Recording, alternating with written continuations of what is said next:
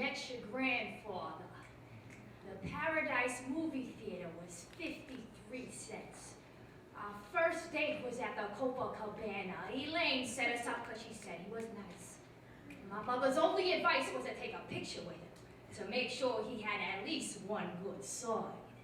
We did the Lindy Hop all night. Our feet were shuffling just like this, like they were holding secrets just waiting to come out. And when he turned me, our hands knew where to find each other. It was like our bodies had made up their minds before we did. For the last song, we danced to Fred Astaire. Heaven, I'm in heaven, and my heart beats so that I can hardly speak. And I seem to find the happiness that I seek when we're out together dancing cheek to cheek.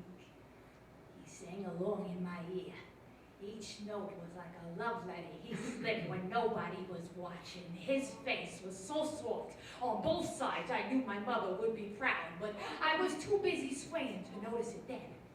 That night, we were kissing in my living room. I didn't want to give him the wrong idea, so we saved our tongues in our pockets for after the wedding. By the third day, he asked me to marry him. Said we danced well, and that made sense to me. See, back then, a woman could fall in love if you held her long enough. And all the music we needed was made by the doors he held open. So I said yes. He said he'd call the next day, so I waited by that phone all morning till it rang at about 3 o'clock. I said, Paul, you got me worried. He threw up his hands, as he still does when I annoy him. He said, Muriel, I asked you to marry me. You said yes.